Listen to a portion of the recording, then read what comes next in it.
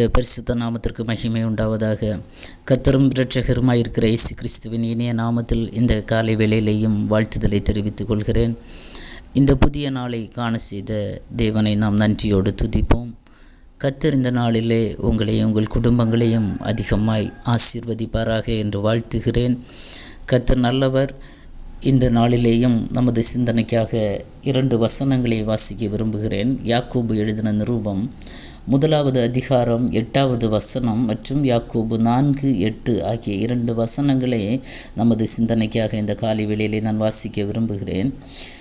யாக்கோபு 1:8 இருமனம் உள்ளவன் தன் வழிகளிலெல்லாம் நிலையற்றவனாயிருக்கிறான்.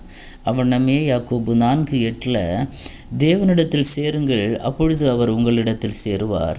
பாவிகளே, உங்கள் கைகளை சுத்திகரியுங்கள், இருமனம் உள்ளவர்களே உங்கள் இருதயங்களை பரிசுத்தமாக்குங்கள் என்று நாம் இந்த இடத்திலே பார்க்க முடியும். ஆமென், அல்லேலூயா. இருமனம், நம்ம இருமனத்துக்கு ஆப்போசிட்டாக நம்ம சொல்லணும்னா ஒரு மனம் எடுக்கலாம். ஒரு மனத்துக்கு ஆப்போசிட்டு இருமனம்.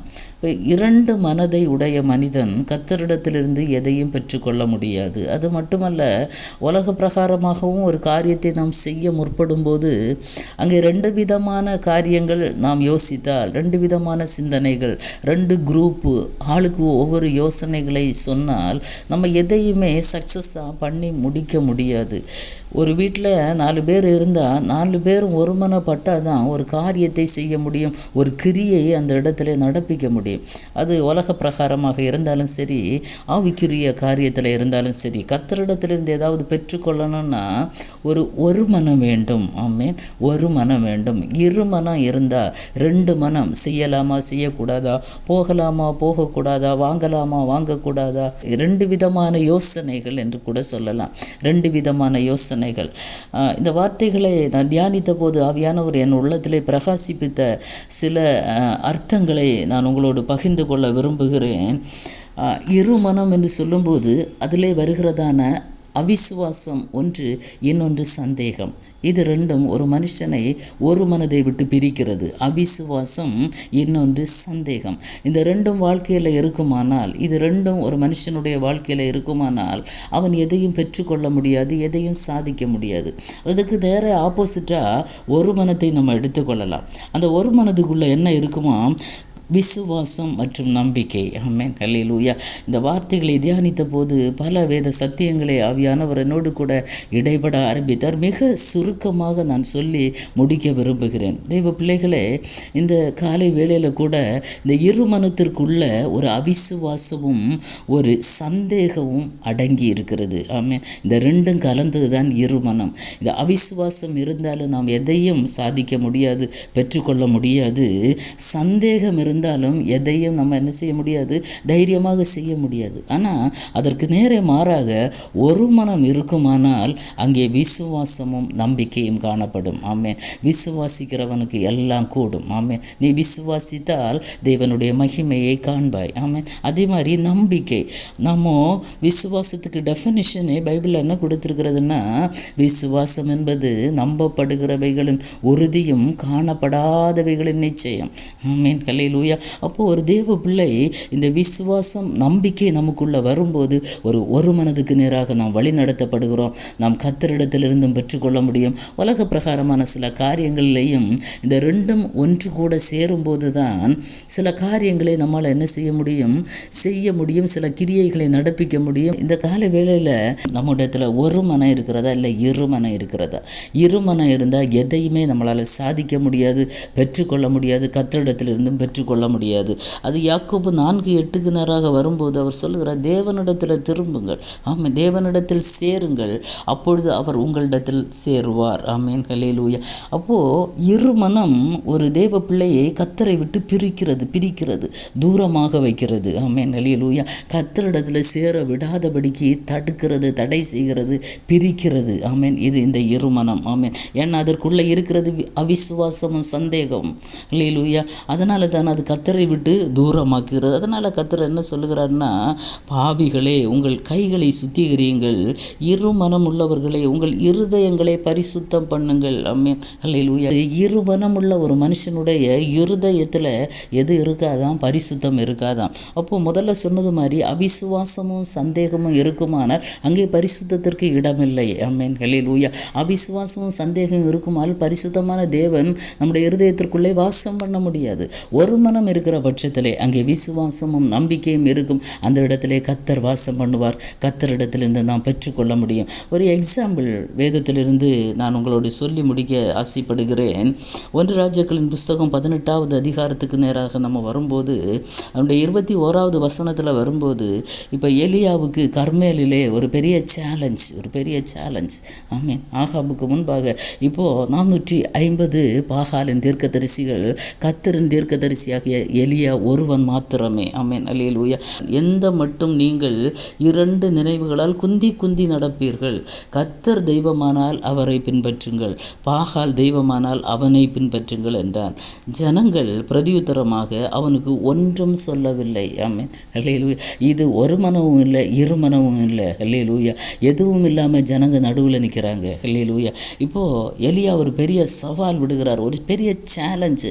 பாகாலின் தீர்க்கதரிசிகளுக்கு முன்பாக கர்மேலிலே ஒரு பெரிய சேலஞ்சு. தைரியமாக ஒரே ஒரு மனிதன், ஆனால் அவருக்குள்ளே ஒரு மனம் இருந்தது, விசுவாசமும் நம்பிக்கையும் இருந்தது, இருதயத்திலே ஒரு பரிசுத்தம் காணப்பட்டது. ஆமென், அல்லேலூயா. கர்த்தரோடு சேர்ந்து இருக்கிற ஒரு அனுபவம் காணப்பட்டது. ஆகவே தைரியமாக சேலஞ்சு பண்ணுகிறார். ஆமென்.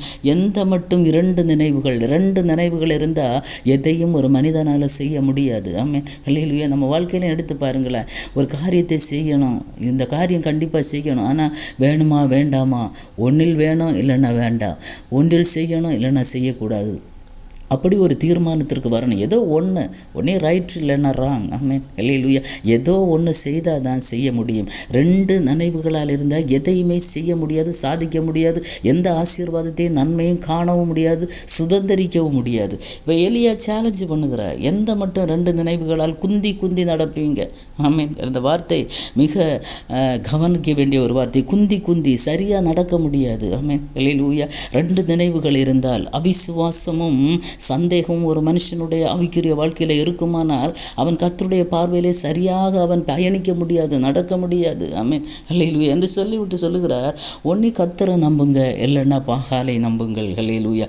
யார் தெய்வமோ அவரை பின்பற்றுங்கள் என்று சொல்லுகிறார். ஆனால் ஜனங்கள் பிரதி உத்தரம் ஒன்றும் சொல்லவில்லை என்று நம்ம அந்த இடத்துல பார்க்கிறோம். ஆனால் எலியா தன்னந்தனியாக நின்று அந்த இடத்துல ஜெயித்து காட்டுகிறார். ஆமென். ஒரு சவால் விடுகிறார். அக்கினியால், வானத்திலிருந்து அக்கினியால் பதில் தருகிற தெய்வம் தான் தெய்வம் என்று சொல்லி அந்த இடத்துல வானத்திலிருந்து அக்கினியை இறக்கி பாகாலன் 450 தீர்க்கதரிசிகளையும் அப்படியே வெட்டி சாய்த்து போட்டார் என்று நம்ம பார்க்கிறோம், கொன்று போட்டதாக பார்க்கிறோம். ஆனால் எலியாவுடைய பலியை வானத்திலிருந்து அக்கினி இறங்கி எல்லாம் பட்சித்து போட்டது, மண் தண்ணீர் அத்தனையுமே நக்கி போட்டது என்று நம்ம பார்க்கிறோம். ஒரு மனிதன் கர்த்தருக்காக ஒருமனப்பட்டு அவன் விசுவாசத்திலேயும் நம்பிக்கையிலேயும் பரிசுத்தத்திலேயும் கர்த்தருக்கு பிரியமாய் அவன் நடந்தபடியினால, கர்த்தரை நம்பினபடியினால அந்த இடத்துல அற்புதம் நடந்தது. ஆகவே தான் அவர் தைரியமாக சொல்லுகிறார். அன்பான தேவ பிள்ளைகளை, இந்த காலை வேளையில் இன்னும் ஏசாயாவில் ஒரு வசனம் எனக்கு ஞாபகத்துக்கு வருகிறது. அதாவது ஒரு வசனம் வரும், இந்த ஜனங்கள் வாயினால் என்ன செய்வாங்களா, என்னிடத்தில் சேர்ந்து உதடுகளால் என்னை கனம் பண்ணுகிறார்கள், இருதயம் தூரமாக இருக்கிறது. ஆமென், அல்லேலூயா. வாயினால் ஆண்டவரை நன்றாக துதித்து உதடுகளினால் நல்ல முறையில் பேசிவிட்டு இருதயத்திலே அவருக்கு இடம் இல்லாமல் போகிற பட்சத்திலே அங்கே இரு மனம்தான், ஒரு மனதுக்கு சாத்தியமே இல்லை. ஆமென்.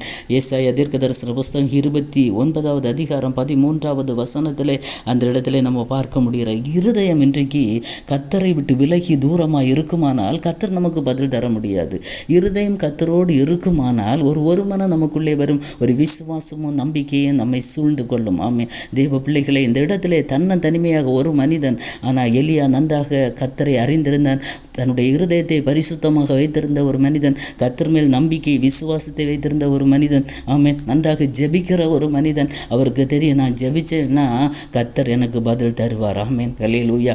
ஜெபித்தேன்னா, ஒரு மனுஷன் ஜெபிக்கிறேன்னா உன்னிடத்தில் ஒரு வெளிச்சம் இருக்கும். ஆமென். ஆனால் இருமனம் இருக்குன்னா வெளிச்சத்திற்கு பதிலாக இருள் தான் இருக்கும். அல்லேலூயா. இந்த காலை வேளையில் நம்முடைய வாழ்க்கை முறைகள், நம்முடைய கிறிஸ்தவ ஆவிக்குரிய அனுபவங்கள் எப்படி இருக்கிறது? ஒரு மனமாக இருக்கிறோமா, இரு இருமனமாக இருக்கிறோமா? ஆமென். இருமனமாக இருந்தால் எதையும் சாதிக்க முடியாது. கர்த்தரிடத்திலிருந்து எதையும் நம்மளால் பெற்றுக்கொள்ள முடியாது. அல்லேலூயா. எலியா தன்னந்தனியாக இருந்தாலும் அவருக்கு தெரியும் என் வார்த்தைக்கு கர்த்தர் செவி கொடுப்பார். அல்லேலூயா. பாகாலின் தீர்க்கதரிசிகளை ஏளனம் பண்ணுகிறார். ஜெபிக்கிற ஒரு மனுஷன் சாத்தானோடு விளையாடுவான், அவனுக்கு பயம் கிடையாது. ஆமென். அல்லேலூயா. எவ்வளவோ ஏளனம் பண்ணுகிறார். அல்லேலூயா.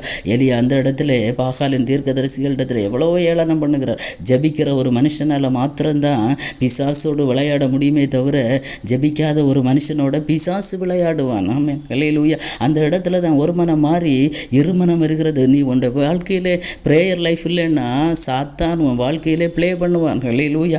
சத்ரு நன்றாக விளையாடுவான். அவருக்கு தெரியும் என்கிட்ட ஒரு மனம் இருக்கிறது, என்கிட்ட விசுவாசம் இருக்கிறது, நம்பிக்கை இருக்கிறது, பரிசுத்தம் இருக்கிறது, என் இருதயத்துக்குள்ளே கர்த்தர் வாசமாக இருக்கிறார். ஆமென். அல்லேலூயா. அதனால் நான் கர்த்தருடைய பக்கத்தில் நிற்கிற மனுஷன், அவர் எனக்கு எப்போதும் செவி கொடுப்பார் என்பதை அறிந்து தான் அவர் சொல்லுகிறார். அந்த பப்ளிக்கில் சொல்லுகிறார், என்னை கேட்டருளும், என்னை கேட்டருளும். பெரிய ஜெபம் ஒன்றும் கிடையாது. ஆமென். அல்லேலூயா. கர்த்தரோடு ஒரு மனுஷன் இணைந்து இருப்பானால், ஒரு மனம் கர்த்தருக்கும் அவனுக்கும் ஒரு ரிலேட்டிவ் இருக்குமானால், ஒரு கனெக்ஷன் இருக்குமானால், ப்ரேயர் லைஃப்பில் ஒரு கனெக்ஷன் இருக்குமானால் எந்த சத்துருடத்திலும் அவனால் விளையாட முடியும். ஆமென். அந்த இடத்துல அற்புதத்தை காண முடியும். இல்லை அவன் வாழ்க்கையில் ப்ரேயர் லைஃப் இல்லைன்னா, கர்த்தருக்கும் உனக்கும் வாழ்க்கை தூரமாக இருக்கிறது என்றால், கனெக்ஷன் இல்லைன்னா அங்கே ஒரு மனம் இருக்காது, இருமனம் இருக்கும். சத்துரு உங்கள் வாழ்க்கையிலே விளையாடுவான். ஆமென். தேவ பிள்ளைகளை இந்த காலை வேளையிலே நம்மை பரிசோதித்து அல்லேலூயா ஆண்டவருடைய வார்த்தைக்கு நேராக நம்மை அர்ப்பணிப்போமா? அல்லேலூயா.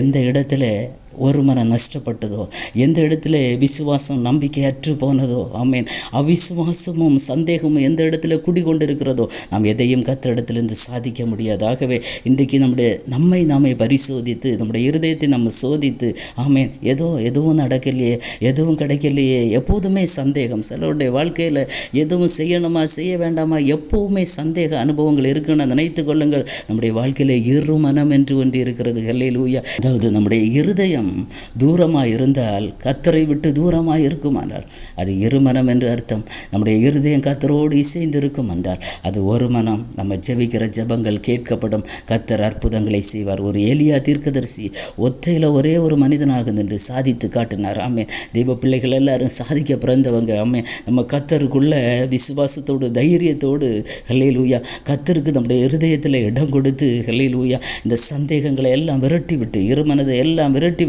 இந்த காலை வேளையிலே ஒருமனப்படுவோம். கர்த்தரிடத்தில் ஒருமனப்படுவோம். கர்த்தரிடத்தில் இந்த பெரிய காரியங்களை எதிர்பார்ப்போம். கர்த்தர் உங்கள் வாழ்க்கையில், உங்கள் குடும்பத்தில் பெரிய காரியங்களை செய்வார். கண்களை மூடி ஜெபிப்போமா? தகப்பனே, இந்த நல்ல காலை வேளைக்காக உமக்கு நன்றி ஆண்டவரே. நல்ல வார்த்தைகளுக்காக நன்றி ஏசப்பா. ஆண்டவரே, எங்கள் வாழ்க்கையில் அநேக நேரங்களில் நாங்கள் சந்தேகப்படுகிறோம், சோர்ந்து போகிறோம்ப்பா. அந்த அனுபவங்கள் எங்களை விட்டு நீக்குங்க ஆண்டவரே. இருமனம் எங்கள் வாழ்க்கையில் இருக்குமானால் ஆண்டவரே, இந்த காலை வேளையில் அது எல்லாவற்றையும் விட்டு ஆண்டவரே எங்கள் இருதயத்தை அப்பா உமக்கு நேராக நாங்கள் திருப்ப விரும்புகிறோம். ஆண்டவரே, நீர் எங்களுக்குள்ளே வாசமாக இருப்பீராக. கர்த்தரிடத்திலிருந்து நாங்கள் ஏதாவது பெற்றுக்கொள்ள வேண்டும் என்றால் எங்கள் வாழ்க்கையிலே ஒரு மனம் வேண்டும் தகப்பனே. இந்த காலை வேளையில் இதை கேட்கிற பிள்ளைகளுடைய வாழ்க்கையிலே ஒரு மனதை கட்டளையிடுவீராக. விசுவாசத்தையும் நம்பிக்கையும் கட்டளையிடுவீராக. இருதயத்திலே ஒரு பரிசுத்தத்தை கட்டளையிடுவீராக. கர்த்தரோடு இசைந்து கனெக்டிவாக இருக்கிற ஒரு அனுபவத்தை கொடுப்பீராக ஆண்டவரே. அப்படிப்பட்ட அனுபவத்தில் வரும்போது ஆண்டவரே, நீர் பெரிய காரியங்களை செய்கிற தெய்வம் என்பதை நாங்கள் உங்களுடைய வார்த்தையின் மூலமாக அறிந்து கொண்டோம் ஆண்டவரே. ஒரு எலியா தீர்க்கதரிசியுடைய வாழ்க்கையிலே அற்புதத்தை செய்த தேவன் ஆண்டவரே, இதை கேட்கிற பிள்ளைகளுடைய வாழ்க்கையிலே, குடும்பத்திலே, ஊழியத்திலே ஆண்டவரே, தனித்திருக்கிற இடத்துல சோர்ந்து போய் இருக்கிறாங்கன்னா ஏசப்பா இந்த காலை வேளையில பலப்படுத்துவீராக, தைரியப்படுத்துவீராக. அப்பா எலியாவை போல ஆண்டவரே ஜெபிக்கிறவங்களாக, கர்த்தரிடத்திலிருந்து பெற்றுக்கொள்ளுகிறவர்களாக கர்த்தர் மாற்றுவீராகப்பா. இதை கேட்கிற பிள்ளைகளுடைய இருதயங்கள் பலனடையட்டும் அப்பா. உம்மை உறுதியாய் பற்றி கொள்ளட்டும் ஆண்டவரே.